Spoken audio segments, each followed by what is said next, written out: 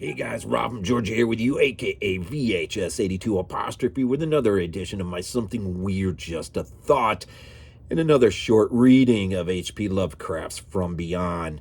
But before I do that, remember, much of, a good part of his stuff has been brought to film by numerous directors, some better than others, of course. Stuart Gordon is one that often has brought a unique flair to some of these adaptions. And of course, tonight's reading From Beyond was, of course, done not bad, starring Jeffrey Combs, Barbara Crampton. Special effects by John Buechler, who, of course, directed Friday the 13th, Part 7. And Mark Schulstrom, who was there in the beginning with K&B doing the effects for, Evil Dead 2, Dead by Dawn. Brian Yuzna, of course, was part of the production here, producing, and Charles Band. But anyways, Stuart Gordon, also Reanimator, and which wasn't bad. Dagon, though, a nice combination of Shadow over Innsmouth and Dagon, which is one of my favorites. And of course, we ought not to forget the latest adaptation from Richard Stanley, Color Out of Space, which was fantastic as far as I'm concerned. But anyhow, the short story, H.P. Lovecraft's From Beyond, originally published in Fantasy Fan, Volume 1, Number 10, June 1934. From Beyond, H.P. Lovecraft. Horrible beyond conception was the change which had taken place in my best friend, Crawford Tillinghast.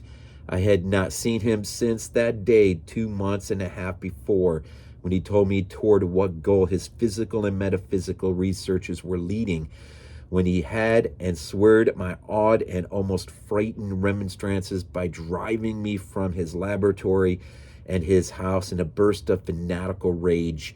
I had known that he now remained mostly shut in the attic laboratory with that accursed electrical machine eating little and excluding even the servants.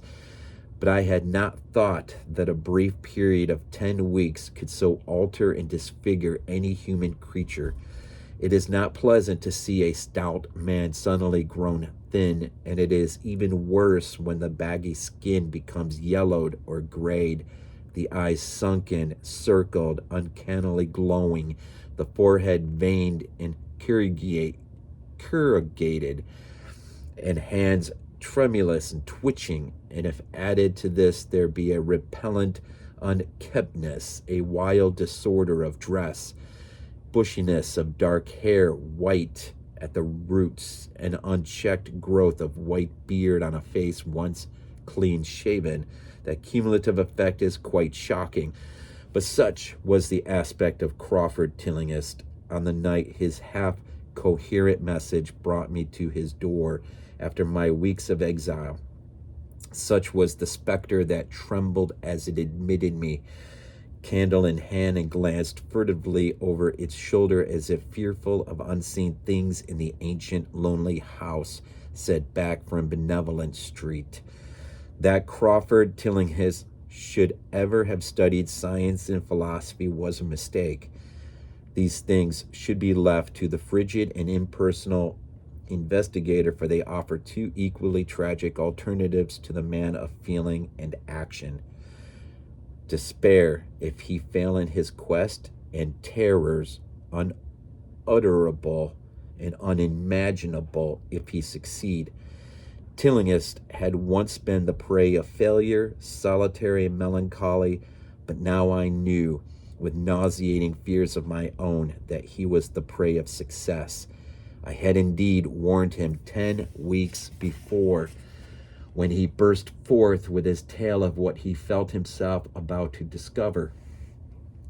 He had been flushed and excited then, talking in a high and unnatural, though always pedantic voice. What do we know, he had said, of the world and the universe about us? Our means of receiving impressions are absurdly few, and our notions of surrounding objects infinitely narrow. We see things only as we are constructed to see them and can gain no idea of their absolute nature. With 5 feeble senses, we pretend to comprehend the boundlessly complex cosmos, yet other beings with a wider, stronger, or different range of senses might not only see very differently the things we see, but might see and study whole worlds of matter, energy, and life which lie close at hand, yet can never be detected with the senses we have. I have always believed that such strange, inaccessible worlds exist at our very elbows, and now I believe I have found a way to break down the barriers. I am not joking. Within 24 hours, that machine near the table will generate waves acting on unrecognized sense organs that exist in us as atrophied or rudimentary vestiges. Those waves will open up to us many vistas unknown to man, and several unknown to anything we consider organic life. We shall see that at which dogs howl in the dark, and that at which cats prick up their ears after midnight. We shall see these things, and other things which no breathing creature has yet seen. We shall overleap time, space, and dimensions, and without bodily motion peer to the bottom of creation. When Tillinghast said these things, I remonstrated, for I knew him well enough to be frightened rather than amused. But he was fanatic and drove me from the house. Now he was no less a fanatic, but his desire to speak had conquered his resentment, and he had written me imperatively in a hand I could scarcely recognize. As I entered the abode of the friend so suddenly metamorphosed to a shivering gargoyle, I became infected with a terror which seemed stalking in all the shadows. The words and beliefs expressed 10 weeks before seemed bodied forth in the darkness beyond the small circle of candlelight, and I sickened at the hollow, altered voice of my host. I wished the servants were about, and did not like it when he said that they had all left 3 days previously. It seemed strange that old Gregory, at least, should desert his master without telling as tried a friend as I. It was he who had given me all the information I had of Tillinghast after I was repulsed in rage. Yet I soon subordinated all my fears to my growing curiosity and fascination. Just what Crawford Tillinghast now wished of me I could only guess, but that he had some stupendous secret or discovery to impart I could not doubt. Before I had protested at his unnatural pryings into the unthinkable, now that he had evidently succeeded to some degree, I almost shared his spirit. Terrible though the cost of victory appeared, up through the dark emptiness of the house I followed the bobbing candle in the hand of this shaking parody of a man. The electricity seemed to be turned off, and when I asked my guide, he said it was for a definite reason. It would be too much. I would not dare, he continued to mutter.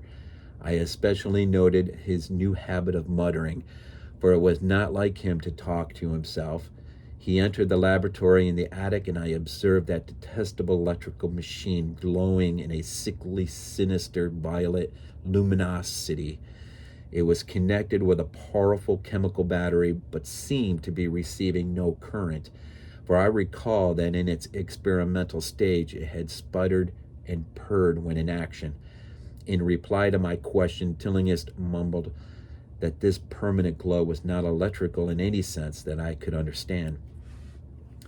He now seated me near the machine so that it was on my right, and turned a switch somewhere below the crowning cluster of glass bulbs. The usual sputtering began, turned to a whine, and terminated in a drone so soft as to suggest a return to silence. Meanwhile, the luminosity increased, waned again, then assumed a pale otter color, or blend of colors which I could neither place nor describe. Tillinghast had been watching me and noted my puzzled expression. "Do you know what that is?" he whispered. "That is ultraviolet. He chuckled oddly at my surprise. You thought ultraviolet was invisible, and so it is. But you can see that and many other invisible things now. Listen to me. The waves from that thing are waking 1,000 sleeping senses in us. Senses which we inherit from the eons of evolution, from the state of detached electrons to the state of organic humanity. I have seen the truth and I intend to show it to you. Do you wonder how it will seem? I will tell you. Here, Tilling has seated himself directly opposite me, blowing out his candle and staring hideously into my eyes. Your existing sense organs, ears first, I think, will pick up many of the impressions, for they are closely connected with the dormant organs. Then there will be others. You will have heard of the pineal gland. I laugh at the shallow endocrinologist, fellow dupe and fellow parvenu of the Freudian. That gland is the great sense organ of the organs. I have found out. It is like sight in the end and transmits visual pictures to the brain. If you are normal, that is the way you ought to get most of it. I mean, get most of the evidence from beyond. I looked about the immense attic room with a sloping south wall dimly lit by rays which everyday eye cannot see. The far corners were all shadows, and the whole place took on a hazy unreality which obscured its nature and invited the imagination to symbolism and phantasm. During the interval that Tillinghast was silent, I fancied myself in some vast, incredible temple of long dead gods, some vague edifice of innumerable black stone columns reaching up from a floor of damp slabs to a cloudy height beyond the range of my vision. The picture was very vivid for a while, but gradually gave way to a more horrible conception, that of utter, absolute solitude in infinite, sightless, soundless space. There seemed to be a void and nothing more. I felt a childish fear which prompted me to draw from my hip pocket the revolver I always carried after dark since the night I was held up in East Providence. Then from the farthermost regions of remoteness, the sound softly glided into existence. It was infinitely faint, subtly vibrant, and unmistakably musical, but held a quality of surpassing wildness which made its impact feel like a delicate torture of my whole body.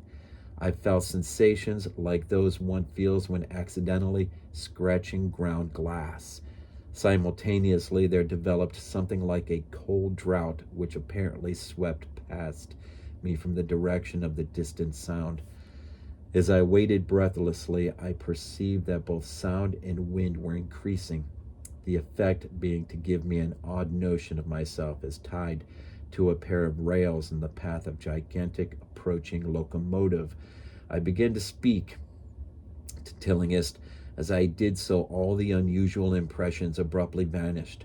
I saw only the man, the glowing machines, and the dim apartment. Tillinghast was grinning repulsively at the revolver which I had almost unconsciously drawn, but from his expression I was sure he had seen and heard as much as I, if not a great deal more.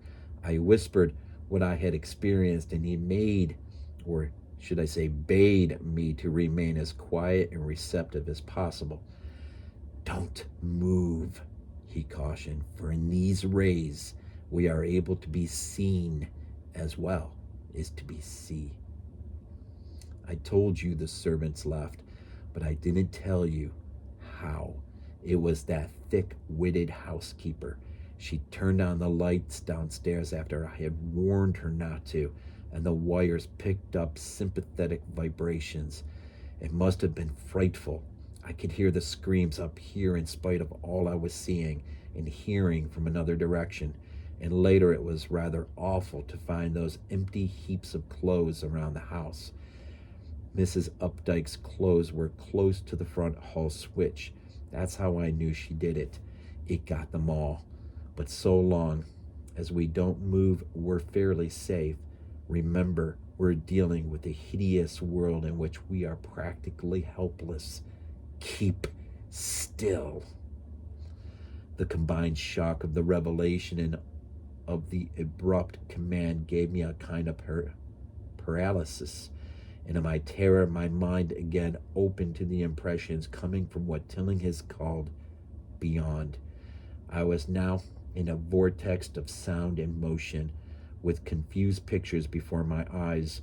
I saw the blurred outlines of the room, but from some point in space there seemed to be pouring a seething column of unrecognizable shapes or clouds, penetrating the solid roof at a point ahead and to the right of me. Then I glimpsed the temple-like effect again, but this time the pillars reached up into an aerial ocean of light, which sent down one blinding beam along the path of the cloudy column I had seen before. After that, the scene was almost wholly kaleidoscopic, and in the jumble of sights, sounds, and unidentified sense impressions, I felt that I was about to dissolve or in some way lose the solid form. One definite flash I shall always remember. I seemed for an instant to behold a patch of strange night sky filled with shining, revolving spheres, and as it receded I saw that the glowing suns formed a constellation or galaxy of settled shape, this shape being the distorted face of Crawford Tillinghast. At another time I felt the huge animate things brushing past me and occasionally walking or drifting through my supposedly solid body, and thought I saw Tillinghast look at them as though his better trained senses could catch them visually. I recalled what he had said of the pineal gland and wondered what he saw with his preternatural eye. Suddenly I myself became possessed of a kind of augmented sight. Over and above the luminous and shadowy chaos arose a picture which, though vague, held the elements of consistency and permanence. It was indeed somewhat familiar, for the unusual part was superimposed upon the usual terrestrial scene, much as a cinema view may be thrown upon the painted curtain of a theater. I saw the attic laboratory, the electrical machine, and the unsightly form of Tillinghast opposite me. But of all the space unoccupied by familiar objects, not one particle was vacant. Indescribable shapes, both alive and otherwise, were mixed in disgusting disarray, and close to every known thing were whole worlds of alien, unknown entities. It likewise seemed that all the known things entered into the composition of other unknown things, and vice versa. Foremost among the living objects were inky jellyfish monstrosities, which flabbily quivered in harmony with the vibrations from the machine. They were present in loathsome profusion, and I saw to my horror that they overlapped, that they were semi-fluid and capable of passing through one another and through what we know as solids. These things were never still, but seemed ever floating about with some malignant purpose. Sometimes they appeared to devour one another, the attacker launching itself at its victim and instantaneously obliterating the latter from sight. Shudderingly I felt that I knew what had obliterated the unfortunate servants, and could not exclude the things from my mind as I strove to observe other properties of the newly visible world that lies unseen around us.